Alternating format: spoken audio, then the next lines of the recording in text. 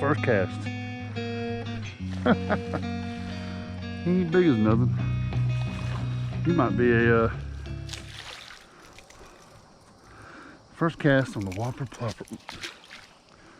Quick release. I like it. First cast on the Whopper Plopper. Ain't that something?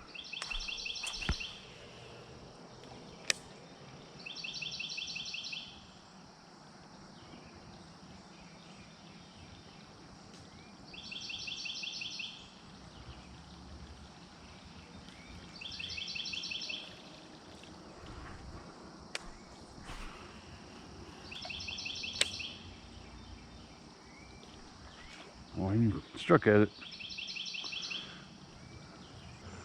Guys, one of the tips I can say about top water fishing, and I know you guys probably already know this, but and it's hard to do sometimes, especially when you're using a bait like this, to let them take it. I mean, not only do you need to feel the fish, so a lot of times when they hit it on top like that, you need to pause just for a second.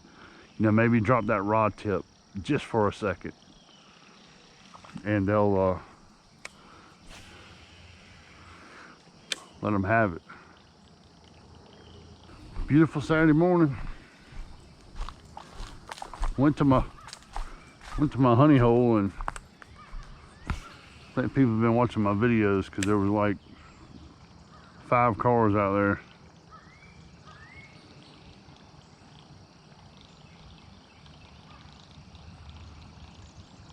It's 7 o'clock in the morning. There's one.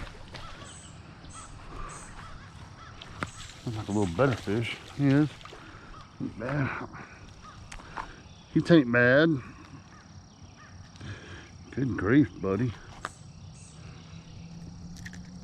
We gotta be careful with these Whopper Ploppers, boy. These things are loaded with hooks, and they will get you. They will get you. Just like that. You remember y'all was talking to y'all about this pond. This is my personal pond, and being able to keep some of these fish to help the population, you know, to help the population grow, not only just to grow, but to grow bigger. And it's one of them necessary evils where, you know, this pond is so full of the 1 and 2 pound fish. I mean, you have to start keeping them, or you'll stunt the pond. And honestly, I've waited a couple of years too long. I think probably about a year or two too long to do that, because now the pond is just slap full of these 1.5 pound bass, and if you don't take them out and get them out, the pond itself will get stunt, and you won't grow big bass. And you know, I know that there's some people out there that don't keep bass. They don't even believe in keeping bass. So, you know, they want to, you know, catch and release on largemouth or any kind of bass for that matter. And I get it. I'm all about throwing them back. But this is my personal pond, and we keep them obviously to eat, you know, to feed the family. But it helps, and actually helps the pond to take those small fish out, the smaller fish out. There are some big bass in this pond, but they're hard to catch because of the fact there's so many of that size I just caught. So it's like a necessary evil. I have to take them out and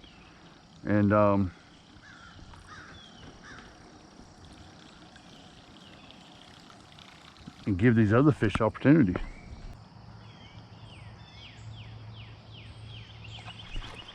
Dadgummit. Pretty good pop there. But you know what? I didn't drop my rod tip. I didn't pause just for a second. That was my fault. I was talking about a few minutes ago. And that was clearly my fault.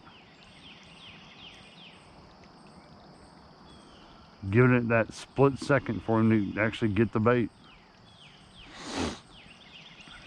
And I didn't do it. I'm trying to get over that corner. Right over there. Well, he ought to be there. There's usually something sitting in that little corner there. There probably is. Just gotta tick him off.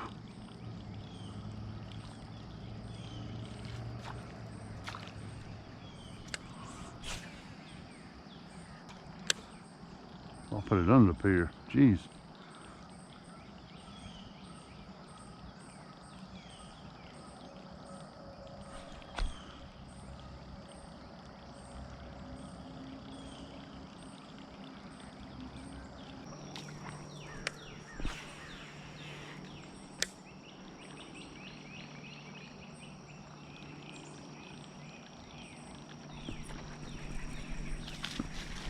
I knew there had to be one sitting around that brim bed.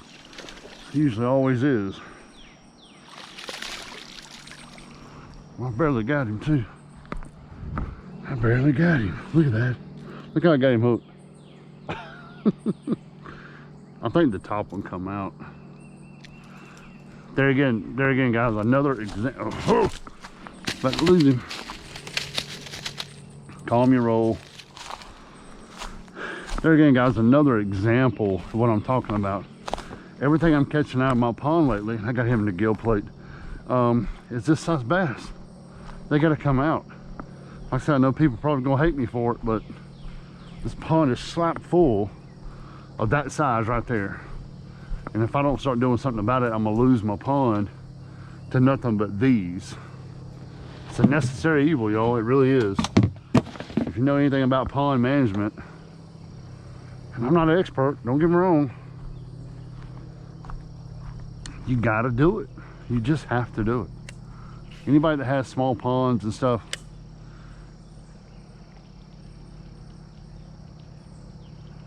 it's just a necessary evil. And like I said, guys, I mean, like I said, I know that I'm gonna probably get some hate messages off of me keeping these bass, but I'm telling you, you can ask anybody that has a pond, acre, 2 acres. This is about an acre.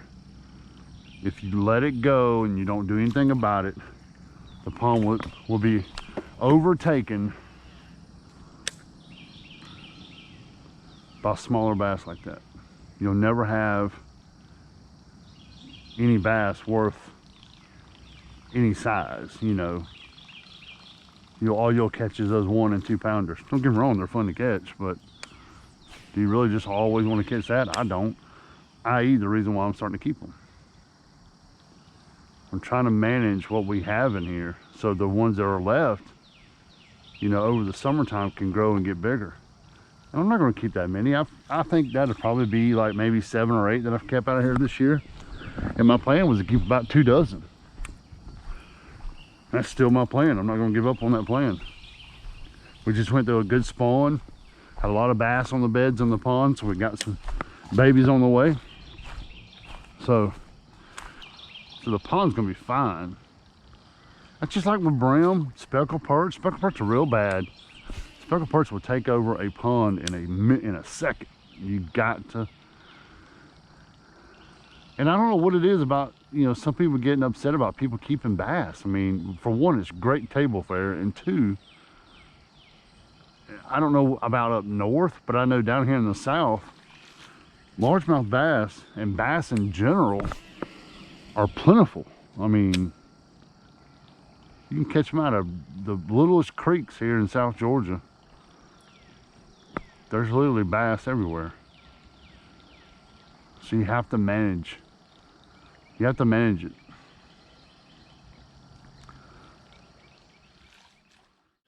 So, overall, wasn't not a bad morning, y'all. I took the Whopper Plopper, get it, boy.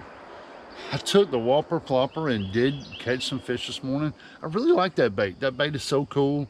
You saw there wasn't much size to them, and I'll get to that in just a second.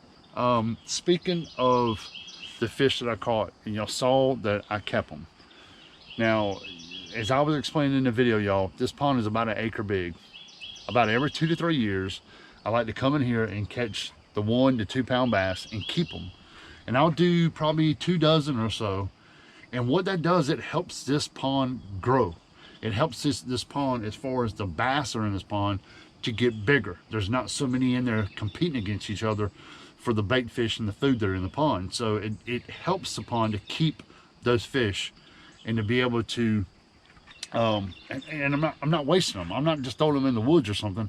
I'm putting them in a bucket. I'm gonna take them home, I'm gonna clean them up, and I'm gonna feed my family with them. So I know some people, I've seen some videos where people are like that, they just don't keep largemouth, you shouldn't keep them, and you know, to each his own. It is what it is. I'm a big firm believer in catch and release, especially with bass.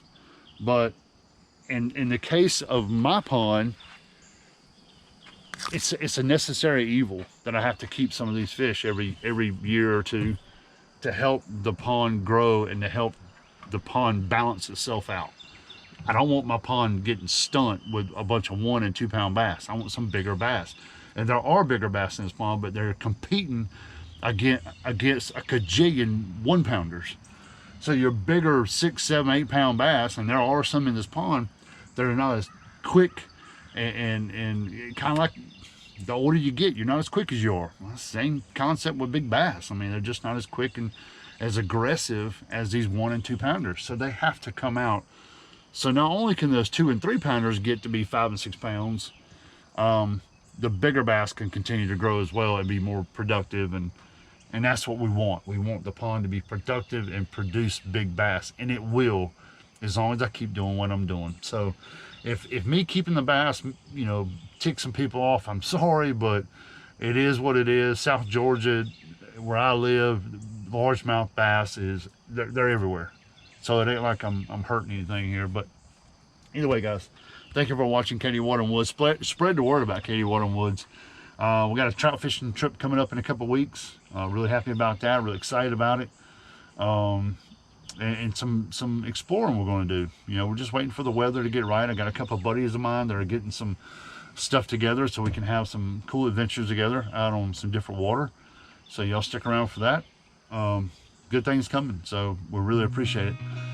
Shout out to my friends at PINETREE Gun and Pawn for all they do. If you're ever in the South Georgia, North Florida area, make sure you go by and see Paul Crosby and his group.